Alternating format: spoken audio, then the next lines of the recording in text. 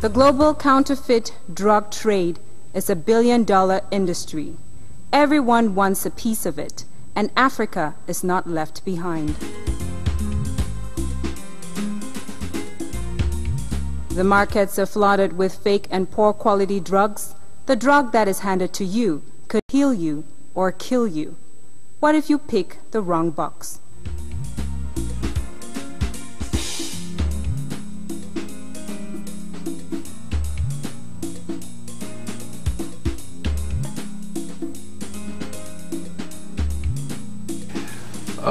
When one is ill, you actually look for ways in which you want to get well by the fastest means possible. And that actually means taking some drugs. But these drugs, which are meant to alleviate our pain, should not also at the same time cause us great suffering. I'm talking about bad drugs. And these bad drugs actually are those that line our streets.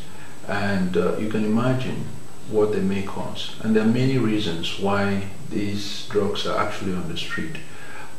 We can cite, for example, the non-availability of good drugs, those that are done by pure good practices and that do not have or that do have the right ingredients in them. There are also those, because they are high-cost trademark drugs, sometimes the fake drugs come in because people want to pay cheaply. Thirdly, our legislation is very weak, and therefore some of the drugs that come in don't pass through the regulators. We also have a weak health system, which system actually allows for fake medications to come in because some of the drugs even don't get to the hinterlands. And fourthly, you know that there are also stakeholders in the whole business of providing drugs, and sometimes these stakeholders do fight among themselves. There's also the fact that if you deregulate the sales of drugs or try to make it a free trade for all, then a lot of people come in with some of these fake drugs. Also the fact that among health professionals and ourselves, we do not communicate, the health professionals and the public do not communicate. They're not aware actually that these bad drugs are existent. And so how we combat the bad drugs on the street is of prime importance, because it is contributing to drug resistance. People are dying, and you never can tell exactly who else is going to hit the next time around. So I think this is a wake-up call.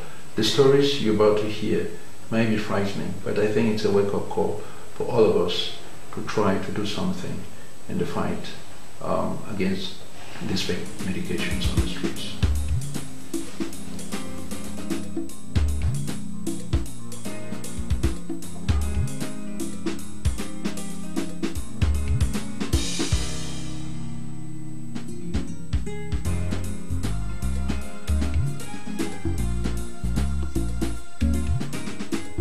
Medicine is considered as one of the most important necessities to all of us. We take medicine to make us feel better when we are sick. Medicines are a global necessity for all countries, from the poorest to the wealthiest. But many people in the poorest countries are struggling to access medicines to save their lives or improve their health because of a combination of reasons: high costs, inadequate health systems, and poor quality medicines. Drug quality is a complex web of the manufacturers and the supply chain, patient and doctor, ownership and intellectual honesty, poor legislation and a weak healthcare system, poverty and corruption, life and death. Poor quality drugs are a vital but neglected public health problem.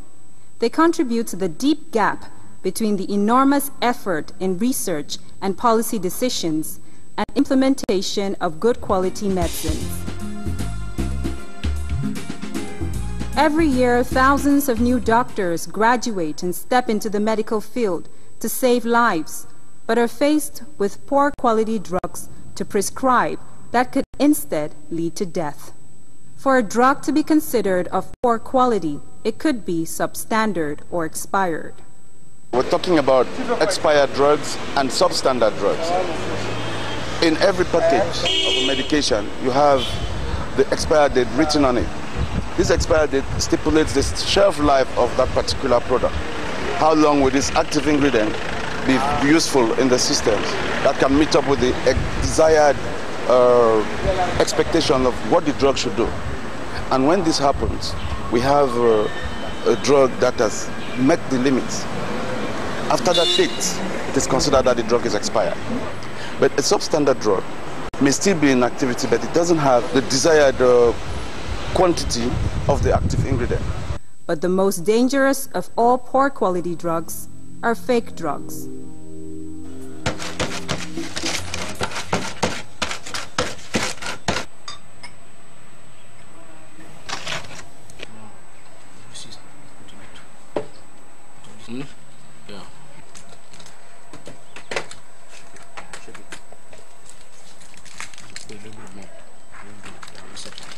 Let's go outside.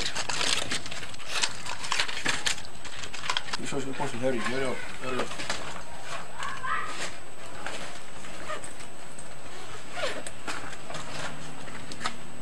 Don't forget that this is for children syrup, okay? Yes. Syrup for children. Yes. Very hot. Okay. Okay.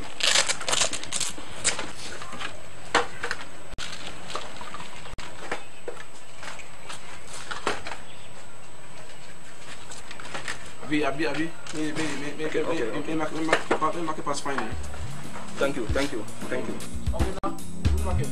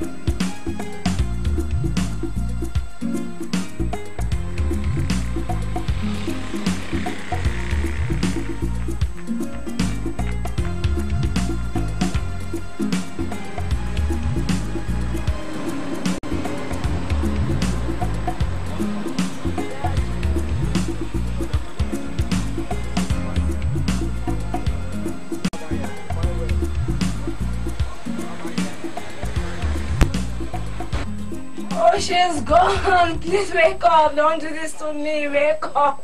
Oh, she's gone. She's gone. What is it?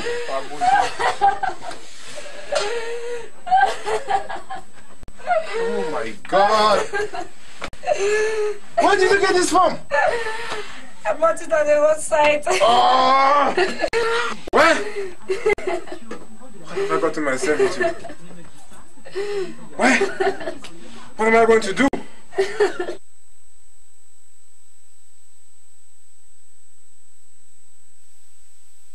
Bon, moi-même, je me dis que le médicament contrefait, c'est la mal-conservation des produits. Sinon, il n'y a pas de faux médicaments. Hein. Oui, il n'y a pas de faux médicaments. C'est juste la conservation qui peut déranger. Bon, c'est juste parce que des gens vendent des médicaments sans savoir, sans connaître ce qu'ils sont en train de vendre. Bon, ils ont raison. Ils ont fait l'école pour ça. Bon, ceux de garder sont profanes. Ils ne maîtrisent pas ce qu'ils font. Sinon, si tu maîtrises ton business, moi je ne vois pas d'inconvénient. Je sais que le faux médicament, c'est ce qu'on vend dehors là. Parce que avec le soleil, ça gâte les médicaments. Donc quand c'est dedans là, comme à la pharmacie, non, c'est bien protégé et ça ne se gâte pas. Le faux médicament, c'est passager. Et puis les gens qui composent ça, ils n'ont pas une dose déterminée. Hein? Ça donne, au lieu de soigner la maladie, ça aggrave. Dans les faux médicaments ne sont pas conseillés puisque certains sont déjà périmés, mais ils ne peuvent pas nous dire que c'est périmé, ils nous vendent ça pour leur profit aussi. Je sais que les faux médicaments existent. Et moi, je ne connais pas. Je sais que ça existe, mais je ne connais pas qui est le faux, qui est le vrai. Et le plus souvent, je sais qu'on trouve le vrai à la pharmacie. Et puis, ce sont des gens qui vendent des médicaments en bordure de route qui vendent le plus souvent des mauvais.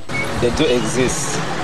And the rate at which the issue is growing in our country today, it calls for concern. You consume a product that is fake, which the expiring date has passed. It will produce, it instead bring many effects in your body. Rather than to cure the illness that you have, it will instead bring another disease on you. So it is highly advisable for every patient to be consulted by a doctor who have the intellectual capacity in that domain before that will prescribe you a medicine that is valid.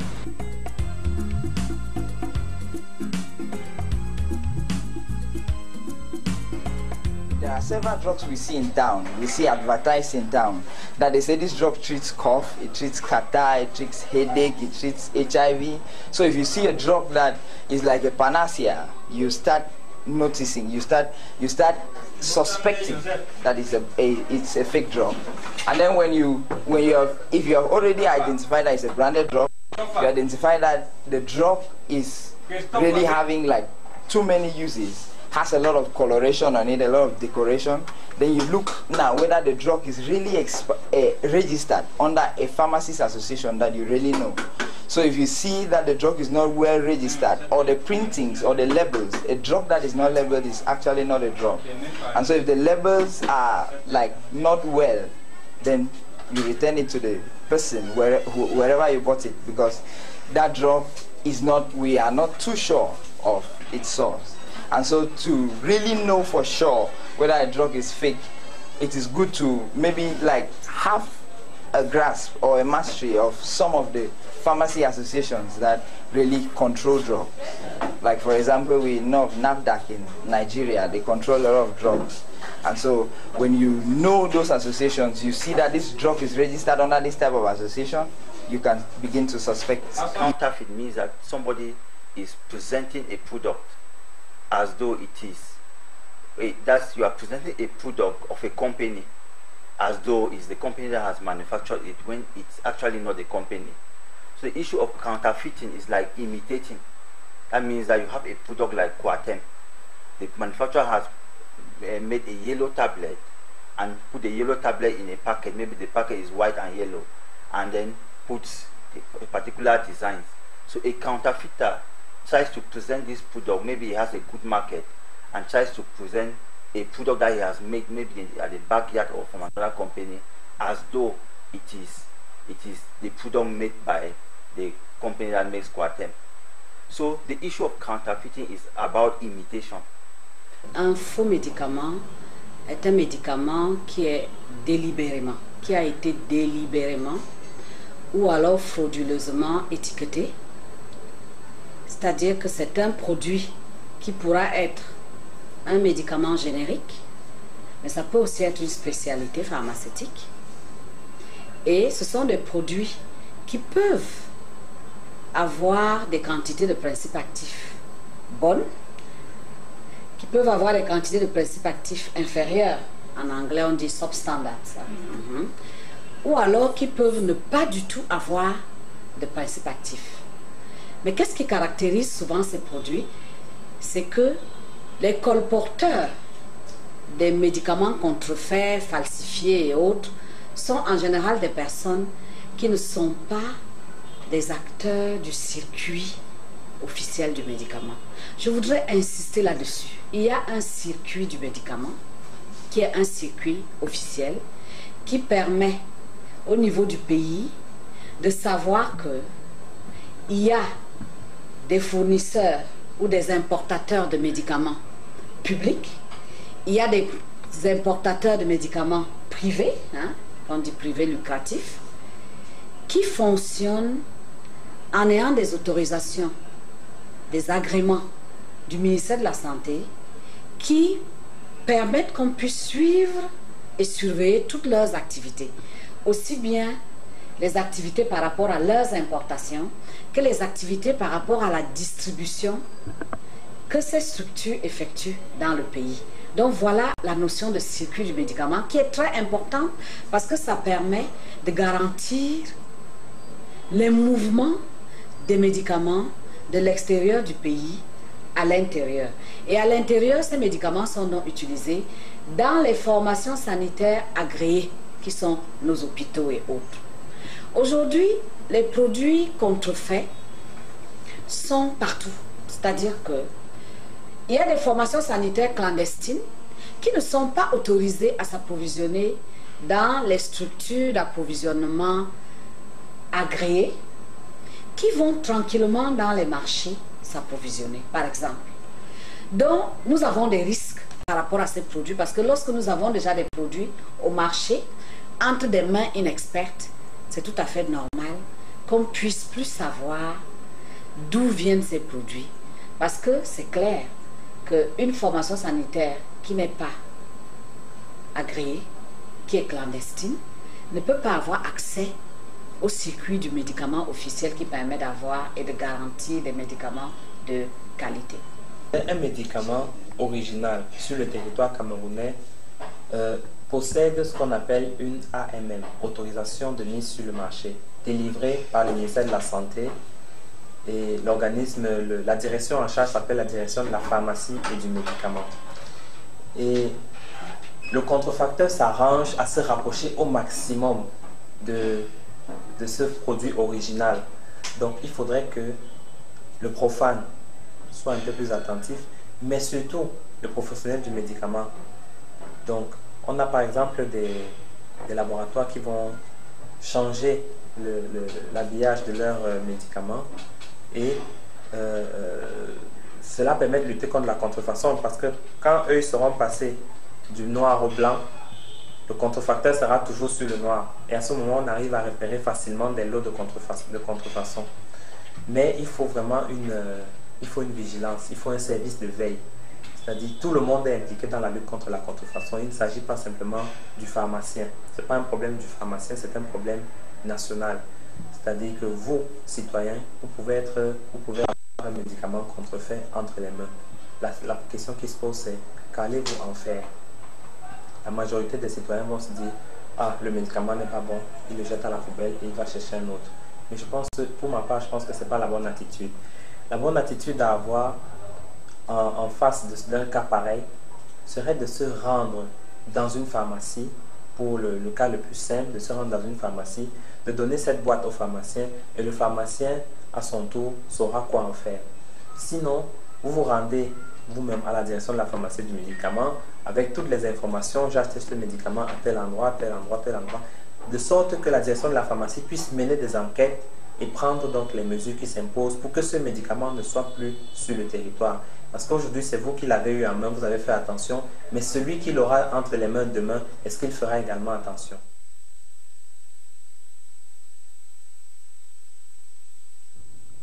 About 100,000 deaths a year in Africa are linked to the counterfeit drug trade. The death toll of people dying from counterfeit drugs is equivalent of 10 filled 70-seater buses crashing every day. The detection of fakes has become more difficult over the years because of the counterfeiters' increased ability to reproduce almost identical copies of the original drug packages. The problem of counterfeit drugs is known to exist in both developed and developing countries.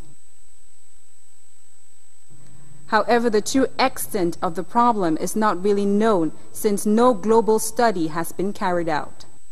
Because the ingredients of fake drugs mostly include chalk and paint, which could lead to poisoning and result to death, the proliferation of fake, falsified, and substandard drugs has had tragic consequences and is equivalent to murder. Globally, over 700,000 deaths a year are caused by fake tuberculosis and malaria drugs. A child dies every 45 seconds from malaria, and most often this is linked with the consumption of fake drugs.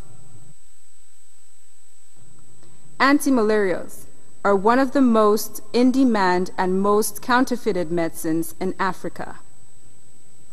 Professor Bacham and his team, they did some work in Cameroon and found that there are so many fake medicines circulating in our society today in Cameroon. It is not only in Cameroon that we find that problem, it is in so many other African countries, because I remember, I think it's CDC or one of the American organizations that did a sampling of malaria medicines in African countries and found up to 40% plus of anti-malaria medicines circulating in our populations that are fake. And fake simply means that you have people who just take maybe starch and then they fix it into tablets and package it very well, and you have it out there circulating as an ACT or as whatever medicine which you will buy and take and think that you have already taken a good treatment for malaria, whereas it isn't. I'll give you an example. It's not a research, it's just a feel. During a session that we're having on malaria once, we're going around the table finding out people's last experience on malaria, and I always remember this lady who narrated her experience. She had had, as usual, people recognize malaria in our community. The symptoms of malaria are recognized virtually by everybody. Usually it's the action taken that brings that causes us problems.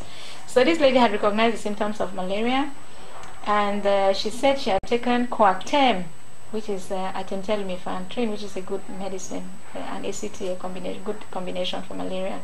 She had taken that to treat her malaria, and it didn't work. And she got ill to the extent that finally she was rushed to hospital because she just could not even stand up. She was dying. And in the hospital she was hospitalized, and she spent maybe 200,000 plus by the time she left hospital. And my question to her was, that Coartem that you said did not work, where did you get it from? And her answer was, I bought it from the store down the street. And of course it was obvious to me that what he had bought and taken as Coartem was definitely something else. And Professor Bacham's studies showed that Coartem, well packaged, well labeled, circulating in our community, had nothing other than 5 milligrams of chloroquine. In 2009, Cameroon had been used as a test case in the Central African region to investigate the malaria subsidy program. Cameroon, unlike other countries in the sub-region, had adopted and done subsidies for artemisinin combination therapy, or ACT. Princess.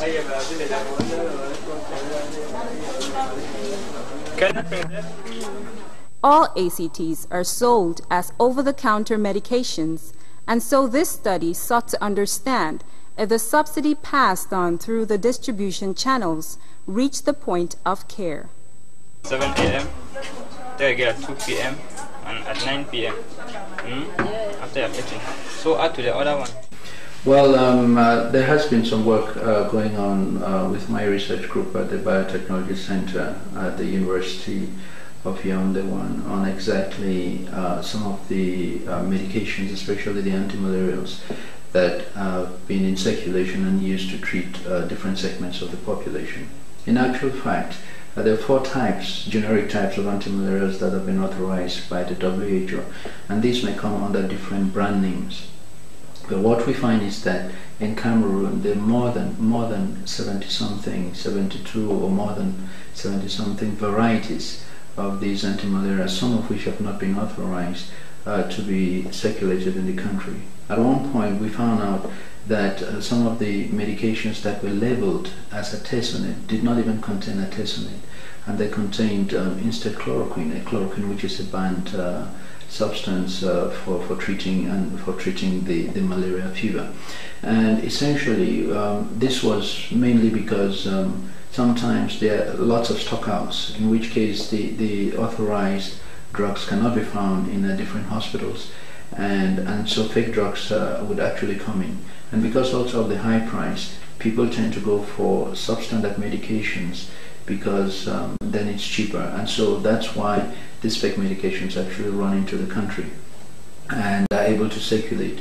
In the studies that were done, occasioned by the WHO, involving 10 countries of which Cameroon was part, when they investigated the quality of the medications, they actually found out that between 40 and 60% were actually fake medications and did not have the right ingredient.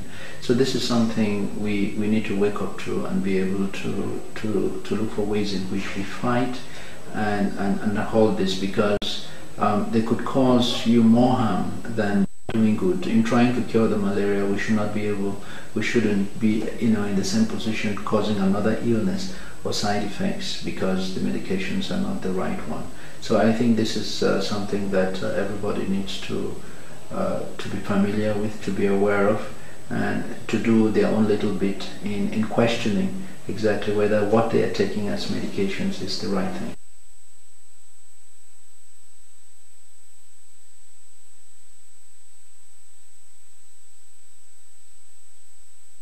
Okay, when there are shortages in supply, there are also within the, we're talking about the public supply system, right? Within the public supply system, there are private wholesalers who are authorized by the Ministry of Public Health to be able to supply medicines. It's not only the national medical stores. We have a national medical stores. We also have private authorized wholesalers who complement. But there are also times when even with the private wholesalers, these medicines are unavailable. That is, they are not available at the central medical stores. They are also not available at the level of the private wholesalers. So there's now a vacuum in the market. Il y a vraiment une augmentation de tous ces produits pharmaceutiques, contrefaits, illicites. D'abord parce qu'au Cameroun, nous sommes un pays où les gens aiment bien faire le business. Je crois qu'il faut le reconnaître. Et puis les gens courent tous après l'argent. Parfois sans regarder les risques, un peu comme on dit, on essaye d'avoir de l'argent alors qu'on vend de la mort. La deuxième raison, c'est que les populations, nos populations aujourd'hui sont des populations qui doivent payer les médicaments directement de leur poche. C'est-à-dire que aujourd'hui, je crois que lorsque vous êtes malade, vous arrivez à l'hôpital, si vous ne pouvez plus parler, parfois, c'est pas évident qu'on vous prenne en charge. S'il n'y a pas, parfois, ce qu'on vous donne d'abord, c'est une ordonnance. Hein. Et par conséquent, lorsque les moyens financiers ne sont pas en ce moment précis-là dans la poche, il est très difficile de pouvoir avoir accès aux médicaments. Donc nous avons un problème quand même d'accès aux médicaments qui est certes un problème au Cameroun, mais qui est malheureusement aussi général en Afrique de plus en plus, où les populations s'appauvrissent un peu plus que ne gagnent davantage d'argent pour prendre en soin leur santé. Donc ce serait peut-être intéressant qu'on puisse trouver des moyens pour aider nos populations à pouvoir avoir accès à leur traitement sans être vraiment obligé de payer directement de la poche. Je pense que ça pourrait diminuer cette course vers ces médicaments qui sont dans la rue. Mais ce que nous devons savoir aussi est qu'on croit à tort aussi, ça c'est l'ignorance de la population, qu'en allant dans la rue ça coûte moins cher. Pourquoi? Parce que dans la rue, on va vous donner une plaquette, n'est-ce pas, de comprimés, mais qui ne correspond pas au traitement. Parce qu'un traitement, c'est un médicament qui doit être pris, un médicament approprié, qui doit être pris pendant un temps précis pour pouvoir couvrir, n'est-ce pas, le traitement de la maladie pour laquelle on souffre.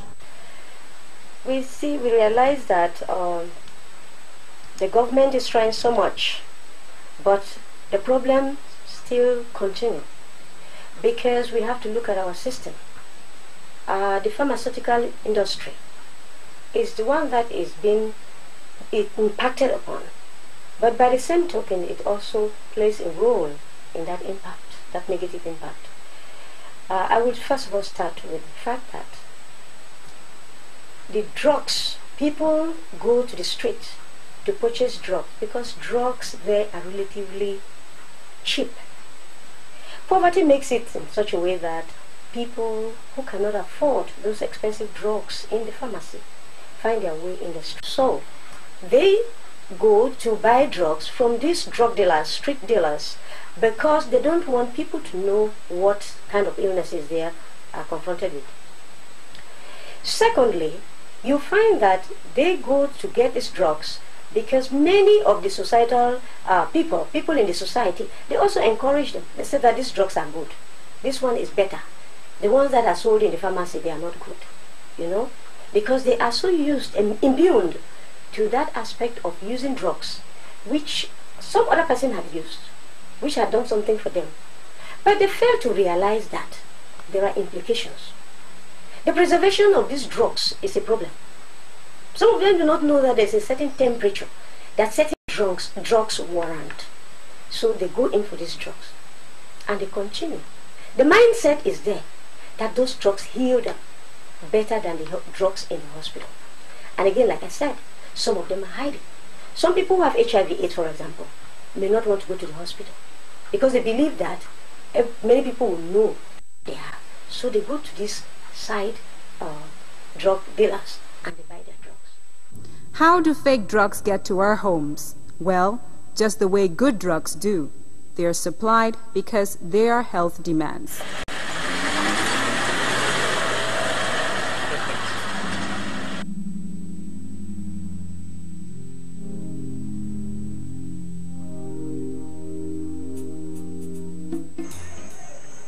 The Northwest Regional Fund for Health Promotion is like the Northwest Pharmaceutical Distribution Center.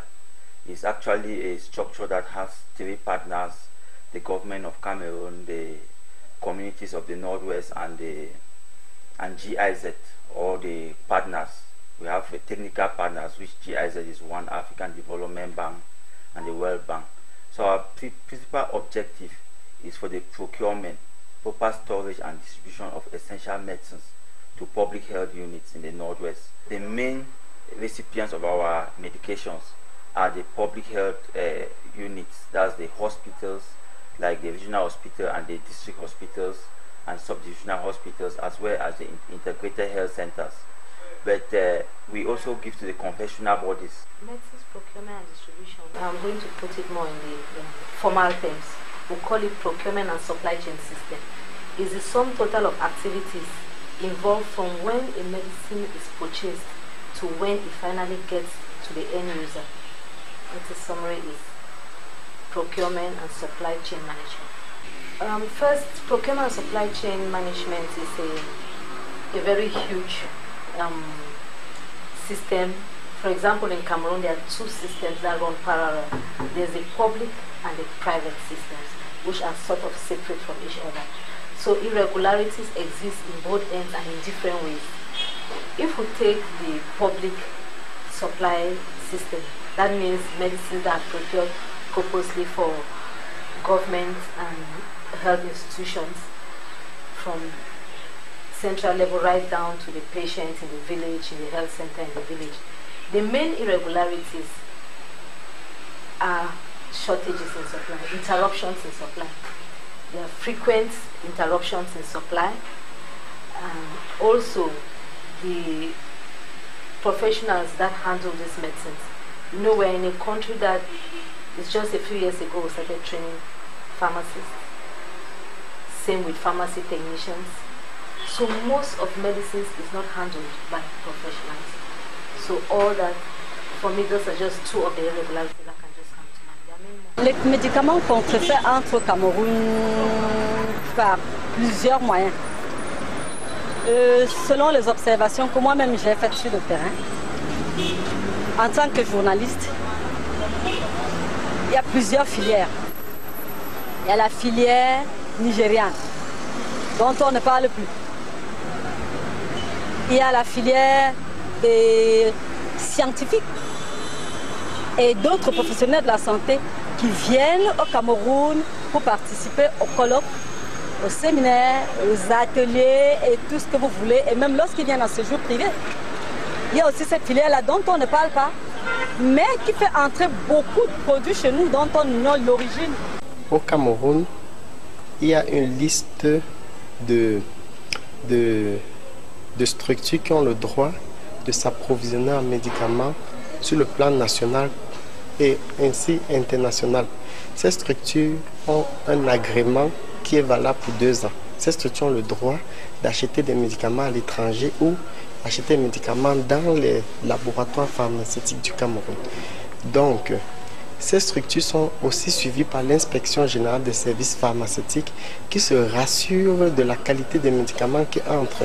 Il y a dans le texte pharmaceutique, il y a une règle qui est incontournable, c'est que nul ne peut, que ce soit à titre onéreux ou gratuit, dispenser un médicament s'il n'a pas d'autorisation de mise sur le marché camerounais. Cette autorisation de mise sur le marché camerounais est délivrée par le ministre de la Santé publique. Donc, c'est un peu comme la carte d'identité de chaque médicament. Lorsque vous entrez dans une officine de pharmacie en ville, vous allez voir tous les médicaments que vous retrouvez dans la pharmacie ont leur carte d'identité camerounaise, c'est-à-dire leur autorisation de mise sur le marché camerounais. Avant de faire importer un médicament au Cameroun, il faudrait au départ que le fournisseur ou bien celui qui est le grossiste pharmaceutique vienne avec une facture pro forma au niveau du ministère de la Santé publique sous le couvert de la direction de la pharmacie, du médicament et des laboratoires pour présenter la liste des médicaments auxquels il voudrait faire entrer au Cameroun. Le directeur de la pharmacie, du médicament et des laboratoires, après contrôle pour voir si tous ces produits ont une autorisation de mise sur le marché, vise cette facture pro forma et qui donne l'autorisation dorénavant à ce grossiste, lors de l'arrivée de ces conteneurs de médicaments au port, de le présenter à la douane, et c'est la douane qui doit laisser entrer tous ces médicaments. Donc, tout médicament qui entre au Cameroun est visé préalablement par le ministère de la Santé qui donne l'autorisation. Et après contrôle pour voir si tous ces médicaments ont une autorisation de mise sur le marché.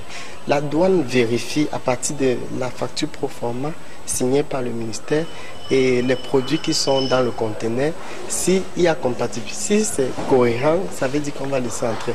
Si ce n'est pas cohérent, la douane a le droit de bloquer ces médicaments parce qu'ils n'ont pas d'autorisation. Et les procédures suivantes vont suivre.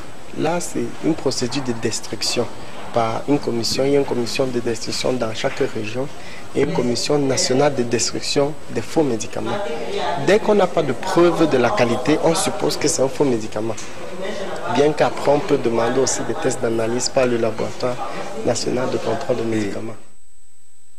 The distribution of pharmaceuticals is not limited to the manufacturer and consumer. Within the supply chain are the generally accepted pharmacists and the highly criticized patent medicine dealers or street vendors.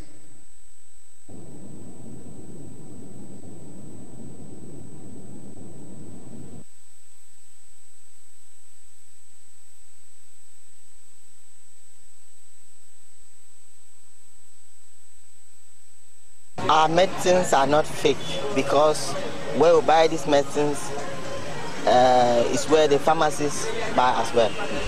That is the first thing that I can say as far as our drugs are concerned. Then secondly, people have that mistake of saying that we expose our drugs under the sun, which is not true. What people find, they are just empty cartons. Our drugs are well kept in a particular place that respects the conditions under which medicines are supposed to be kept. Where we keep our medicines, we have a fan. We have a fan because at times we have temperature differences. During the day, we bring what we have to sell and put under here, but not on the sun, not on the counter. Voilà, that's what happens. What we have realized is that it's like some people have relations with the people of the medical department. So I think it's through them that we get these messages. Not that we go actually to where these medicines are supplied. Some people have their relations with the people of the medical department. So it is through them that we get this medicine. They can't tell you a problem because the one they saw in a first class. You want to go for help because hospital day. If a man don't get headache, say get headache, they worry. Fever, you just give you one before the man can go see the correct doctor, go hospital. He try, he do better things. Now for help, that's most enough say no because you want to do consultation. Because if you don't go school before you know how you feel, man if come so you tell you say something the word, but you are not in a first class. Man the crab belly, say the posh, if you give a flagyl, go heavy, you know. So if you some man they talk say this so, in the peace, in the worry you give ampicillin, you go heavy fun. So if a man talk say warm, if you give vermouth, you go heavy fun. Plenty mess with the accent na paracetamol. Because that one a first class thing. Paracetamol and flagyl. Because stress away you chop the camso, you chop something so the wall will feel run by the flagyl and tetracycline, stop the diarrhea or belly bite. You can't no live because we just they say nothing a manage way. Cancer also I know say they don't over worry but the sister we to say one all over the town tell her with family. Don't say they don't worry over. Tous les médicaments qu'on trouve dans la rue ne sont pas de mauvais médicaments. Parce que parmi ces médicaments, on a de très bons médicaments. Puisque même les pharmaciens, promoteurs d'officines, s'approvisionnent dans les marchés, donc sur le marché, sur le trottoir. Ils le font parce qu'ils savent ces gars ont de bons produits. Même si on ignore la source, ce sont de très bons produits et beaucoup de pharmaciens ont pu la tester. Ils ont pu la tester. Et très souvent, quand vous allez sur le marché, au marché central, au marché de Bordeaux, au marché de Mokolo, les boîtes que vous voyez là exposées sont vides en général. Elles sont vides. Tout ce que vous pouvez trouver parfois, c'est du paracétamol, mais qu'on vient de sortir. C'est des boîtes vides et quand vous payez un produit, on va vous le chercher au magasin. Et vous pouvez le suivre pour voir si ce magasin répond aux normes édictées. Pour vous faire une idée de la qualité du médicament que vous avez acheté. Donc dire que le médicament dans la rue est un mauvais médicament, je dis non, c'est pas possible puisque les pharmaciens s'approvisionnent là-bas. Les responsables de points de dispensation des médicaments des hôpitaux s'approvisionnent là-bas. Et même entre eux, pharmaciens et les vendeurs de la rue, ils font des échanges de services. Ça dit que oui, ils font des échanges de services, ça dit que vous avez un produit ou bien vous avez un équivalent et un malade veut le produit spécifique, vous allez sur le trottoir, vous changez ce produit-là. Avec le vendeur de la rue, il vous donne le bon produit et vous lui laissez l'autre. Ils font des échanges de services comme ça. Les gars du trottoir me l'ont confié, ils font des échanges de services. Donc il va falloir que le gouvernement qui lutte contre les médicaments contrefaits, le gouvernement et tous ses partenaires qui luttent contre les médicaments contrefaits, qu'ils mènent des études encore poussées pour établir la véracité de tout ce qu'on peut trouver, ou bien la qualité de tous les médicaments qu'on peut trouver sur le trottoir. Street vendors or roadside medicine dealers are highly criticized because most of the sellers have no pharmacology background and are thereby vulnerable targets of fake drug manufacturers. Street drug trade is illegal in Cameroon.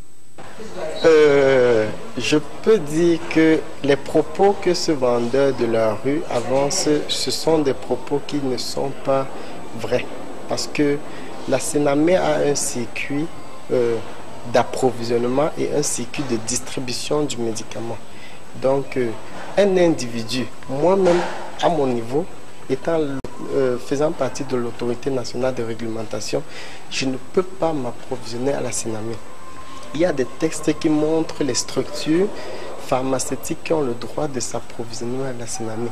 Il y a ce qu'on appelle au Cameroun le SINAMé, c'est-à-dire le système national d'approvisionnement en médicaments essentiels. Ce système dresse étape par étape, un peu comme la pyramide pharmaceutique d'approvisionnement.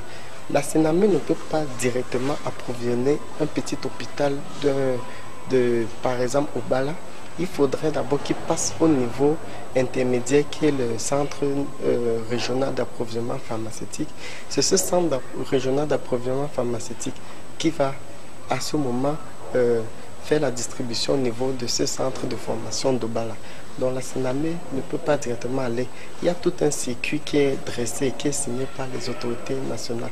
Donc cet individu qui vend des médicaments à la rue et qui dit qu'il s'approvisionne à Senamé, c'est complètement faux. Parce qu'au Cameroun, il y a ce qu'on appelle l'inspection générale des services pharmaceutiques. Leur rôle, c'est de surveiller à tout moment la distribution et la commercialisation des médicaments sur toute l'étendue du territoire. Et ils ont la liste des structures qui ont le droit de s'approvisionnement à la Senamé. Et il n'y a pas le nom d'un individu, c'est toujours une formation sanitaire ou un centre d'approvisionnement sanitaire. We have vendors even in the markets and in town, and if you look at the drugs that they have, you will discover that oftentimes it's not exactly what we have in the Northwest Regional Fund for Health Promotion and also from the National Central Pharmacy, Sename. So oftentimes the medications that they get are smuggled into the country. That means we have a very large border with our neighbors, and what they do is that they carry it and cross, and at times they even transport it in vehicles, and maybe the law enforcement officers and the custom officers are not very alert. At times they see it and they allow it to go without really knowing the consequences. So oftentimes they are smuggled. But I can also tell you that even in our legalized channel, you can also have people who are not very careful, or for economic purposes they deviate the drugs and it gets into, you see it in the patent medicine stores with the patent medicine vendors. We also have situations of theft. You can have a pharmacy that is burgled, and at the end of the day you see the medication is found in town. So there are many routes that these medications come in, but generally majority of it is smuggled into the country, or they pass through our borders without the competent authorities taking the necessary action. These patent medicine dealers are a very great danger to the population and to the country. They are a great danger because apart from they have medications, if the medications come from the right channel, or maybe they were well made, they have a problem of storage. Patent medicine dealers have not been trained on proper storage of medications. We've actually had a situation where you have a medication that is supposed to be stored in the refrigerator from 2 to 8 degrees centigrade, and you go in a patent medicine store, it is kept on the shelf at 25 degrees. So the job was well made, but it has a problem of storage. They also have a problem of abuse of medications. We've had situations where patent medicine dealers inject patients, so they don't only act as pharmacists, they act as medical doctors, they act as laboratory technicians for diagnosis, and all of this is done in a very poor way. So the consequences now is that the patient has access to these medications.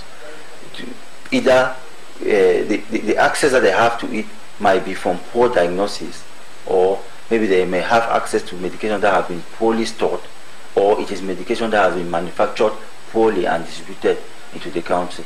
In the midst of the battle between the state and illegal street vendors, lives are lost. Where existing laws are not enforced, crime is perpetuated, as criminals are not afraid of being arrested and prosecuted. Lenient punishments for offenses tend to encourage criminal activities, such as medicines counterfeiting. We need not only the legislation, but we need people who can get on the ground and get things enforced, get things in. Cameroon has all the laws, and Cameroon has signed the major conventions that have to do with the enforcement of the rules, international rules with regards to drugs, pharmaceutical products. You have international pharmaceutical or multinational pharmaceutical companies that operate in this country.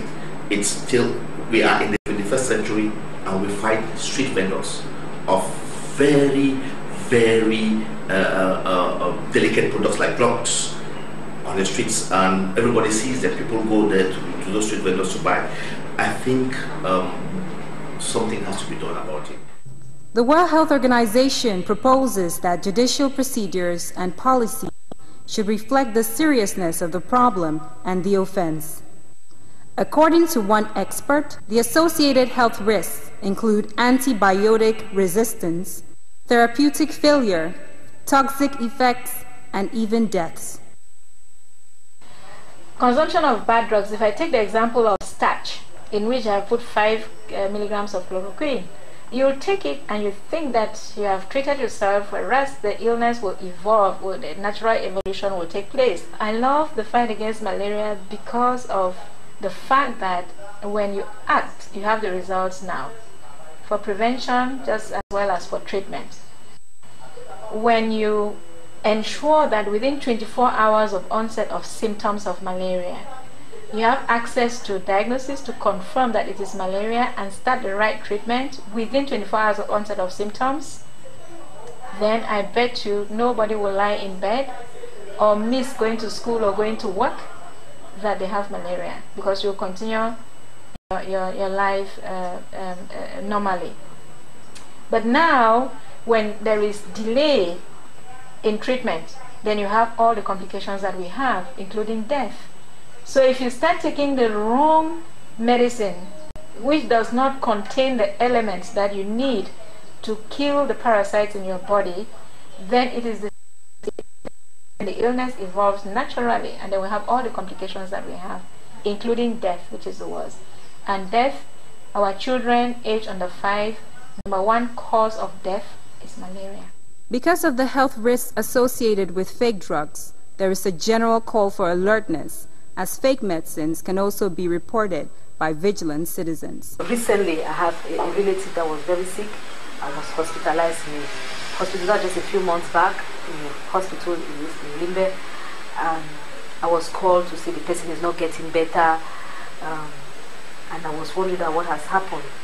So I rushed to the hospital, and when I looked at the treatment plan, when the person came into the hospital, they started on infusions, the person was doing okay.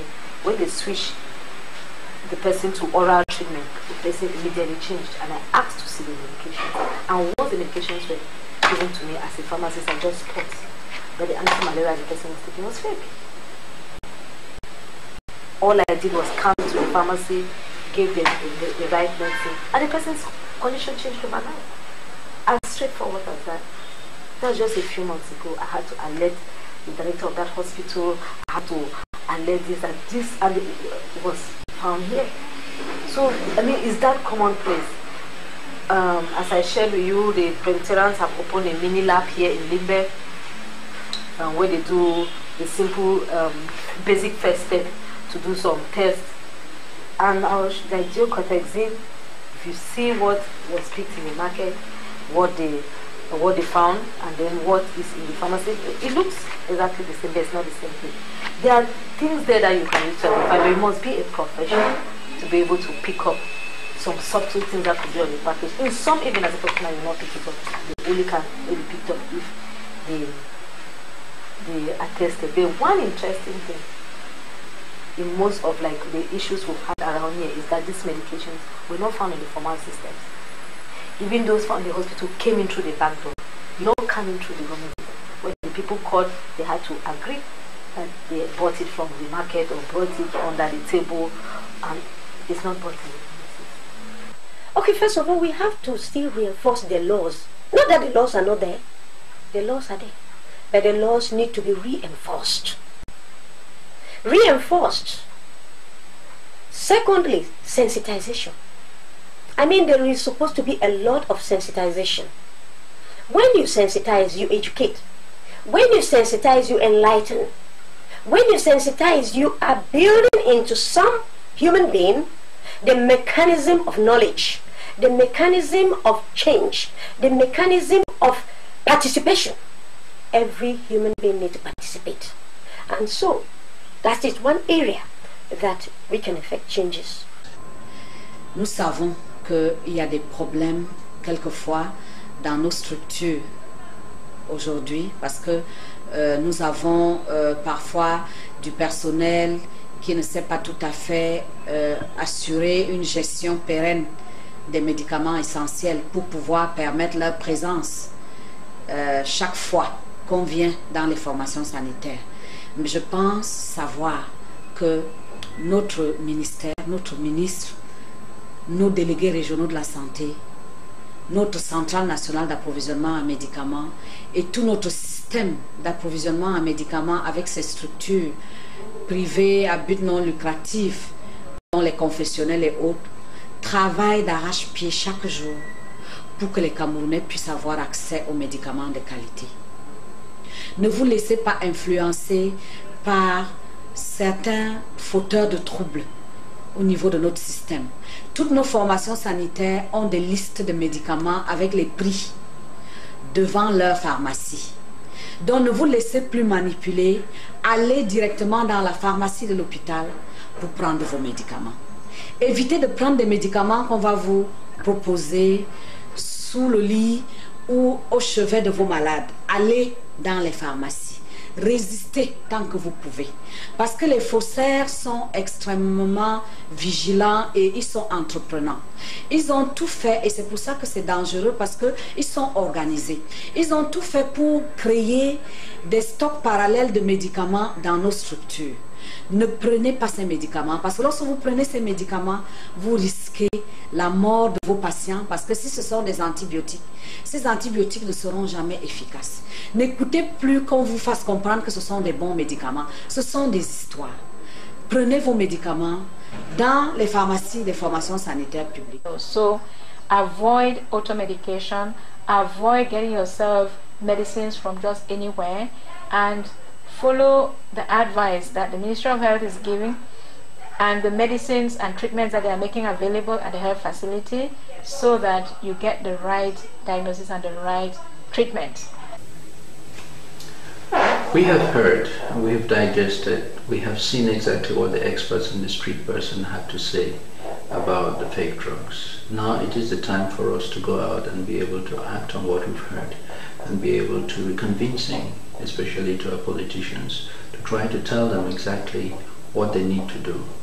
Now, we need to tell our representatives to go out and stop the availability of these trade drugs by strengthening legislation. We also need to tell our representatives to fight hard with the government to strengthen regulatory mechanisms by which these drugs actually enter the country and are promoted. We need to encourage collaboration between the different ministry stakeholders, Ministry of Finance, Ministry of Commerce, Ministry of Health, Ministry of Education. Everybody's got a role to play. We need to develop new communication strategies between the caregivers and the population at large so that we can inform each other on exactly what's obtaining on the streets and what they can do to help us to understand what this is. We need to encourage the development of low-cost technologies, ones that we can use on cell phones and be able to detect whether a medication is fake or it's not fake. You know, we all have a role to play, and I think that, as Bob Marley did sing, when the rain falls, it doesn't fall on one housetop, it falls on everybody's roof. So this is the time for us to be able to wake up and to be able to act, and to act decisively in how we stop these medications. Death is for those who don't.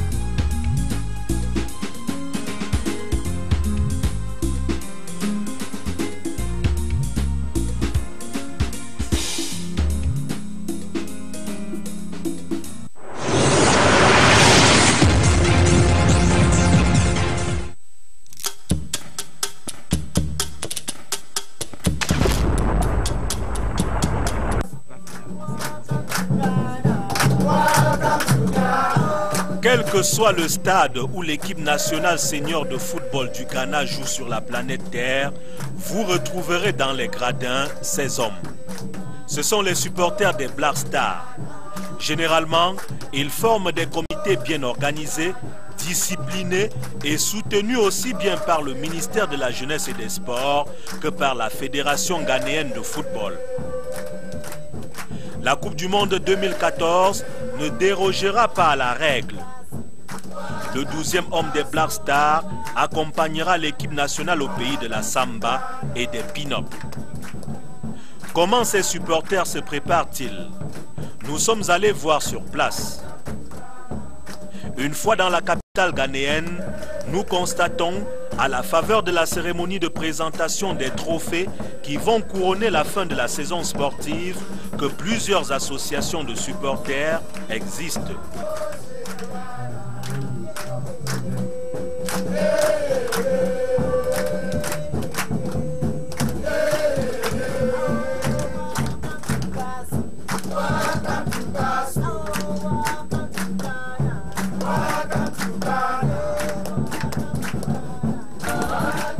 Nous choisissons d'aller assister aux répétitions du plus important comité de supporters au Ghana, la GASU. Ces répétitions commencent par une présentation de l'ordre du jour que les membres suivent attentivement. Ce jour-là, en raison de la présence de l'équipe de la CRTV, l'échauffement des cordes vocales et des instruments commence par un chant de bienvenue.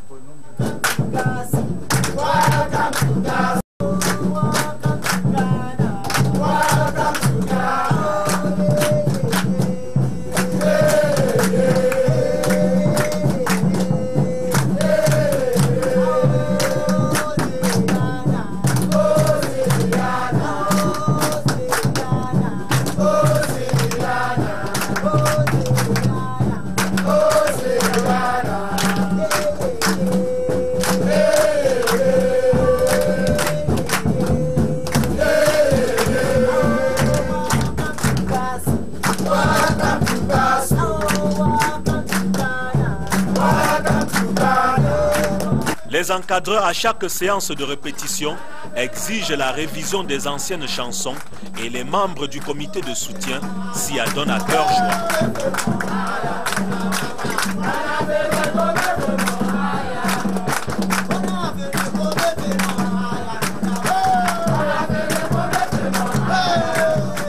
Pour les nouvelles compositions, les encadreurs mettent à l'épreuve individuellement les acteurs clés. La caisse claire.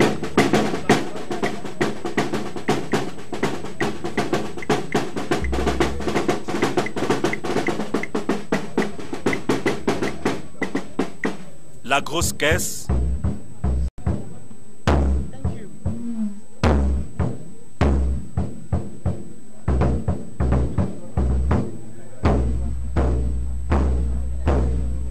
La tumba.